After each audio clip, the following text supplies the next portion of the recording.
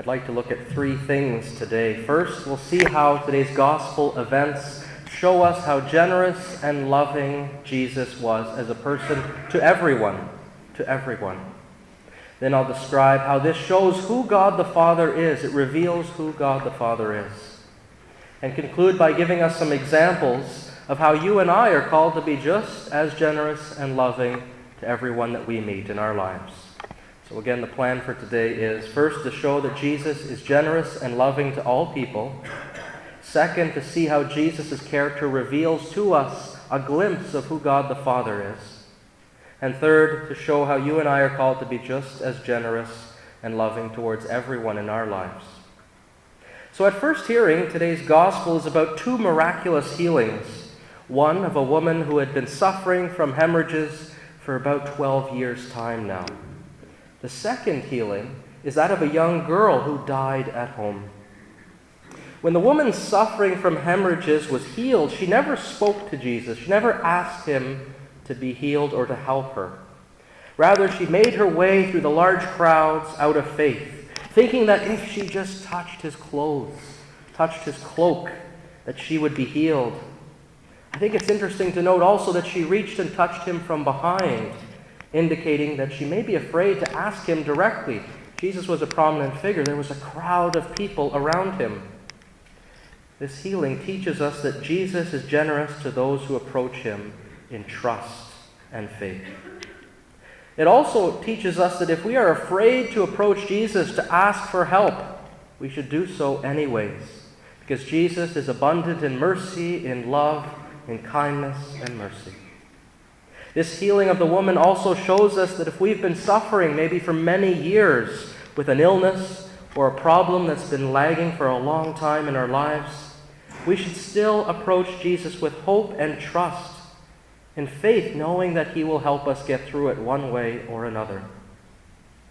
This woman had tried everything before approaching Jesus. We hear about her. She had went to many doctors. She spent all that she had, but still, nothing worked.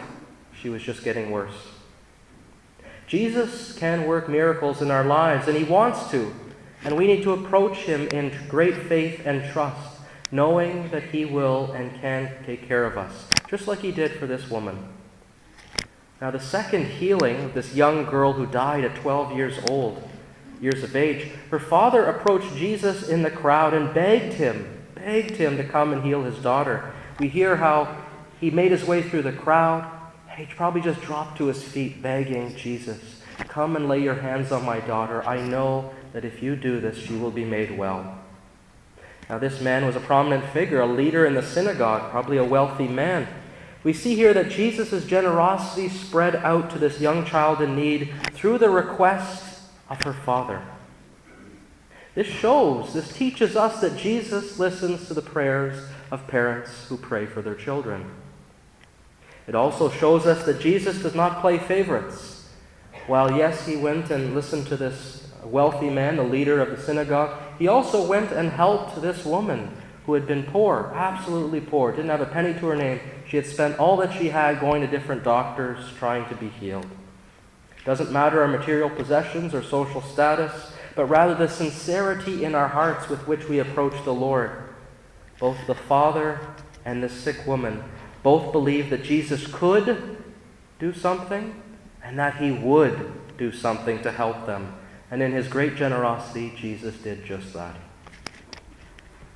The second point, Jesus reveals to us who God the Father is. On several occasions, the Lord told us that he reveals who God the Father is. When Jesus speaks, whenever he acts, he reveals a little glimpse of who God the Father is to us. He's the Son of God. He's the Word made flesh. God made flesh walking among us. So anything that he said or does reflects a little bit about who God the Father is. So it's important to mention that if Jesus is so generous and loving to all people, what we just spent some time talking about, so too is God the Father generous and loving to all people, especially in their time of need. Now, if we come to him with great faith, with sincerity in our hearts, he will come into our hearts, into our homes, into our families, into our lives, and work miracles. He will heal us if we reach out with that same faith like the woman did. If I just touch his clothes, I will be healed. A tremendous faith. If we approach the Lord with that faith, trusting that Jesus can and will work miracles in our lives, the Lord is that generous that he wants to. He teaches us by his actions today that God the Father is generous and a loving God.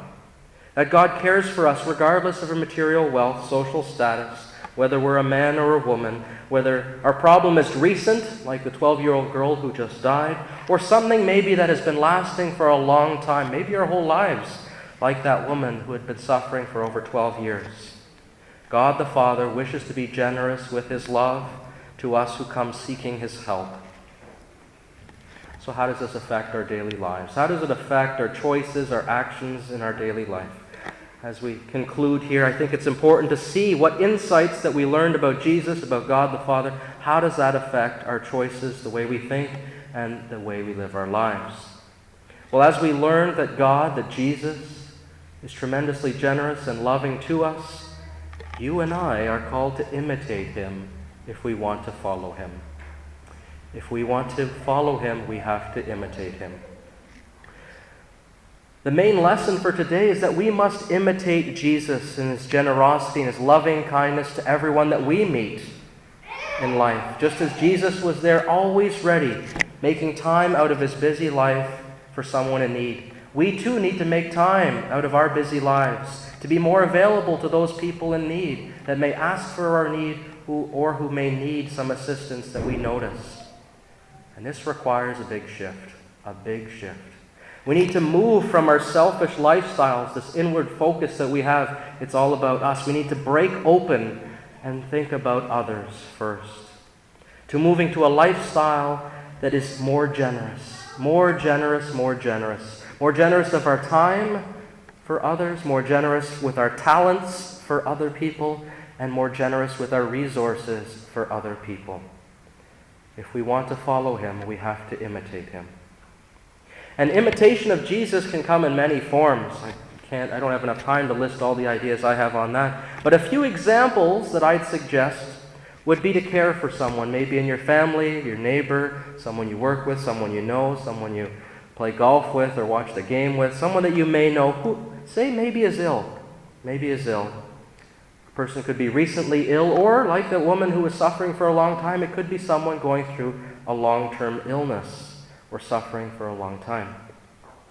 So, let's think of an example. Someone you know came down with the flu, a man cold. You know, they're out for 2 weeks. No energy, they're just miserable.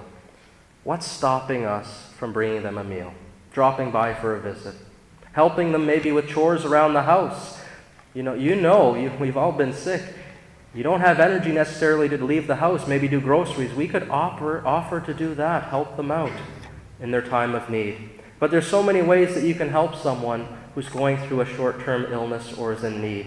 We need to be creative, be generous, and be like Christ. We need to be creative, be generous, and be like Christ. People suffering from long-term illnesses also need our love and support.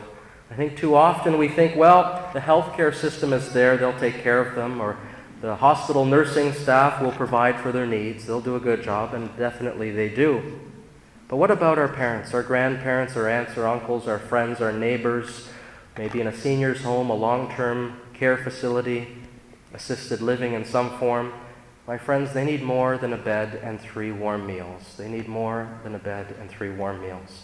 They need our love, our support, and our prayers. They need our love, our support, and our prayers. Nothing means more to them than a visit or a phone call from someone they know if they're suffering, loneliness maybe in one of these facilities. I can't tell you enough how often I hear when I visit people in the hospital or long-term assisted living places like seniors' homes or things like that, how often they tell me they wish they had a visit from maybe their children or their relatives or their friend or, again, someone they used to golf with, their buddy from work, whoever it may be. They just wish that they had some contact with someone more than once or twice a year. This can make all the difference in someone's daily life. And these are simple ways that we can imitate Jesus and help someone going through, say, a long-term illness or suffering, or maybe sadness that isolation often brings. We need to be creative, be generous, and be more like Christ in these areas.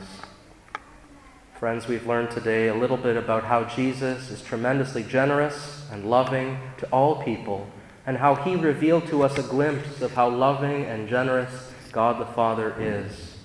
And as disciples of Jesus Christ, let us pray for the courage, maybe the boldness, the strength that we need to imitate Christ's generosity for others and his love to everyone we meet in life. We need to continue to think of ideas and to do it, to be creative, to be generous, and to be more like Christ.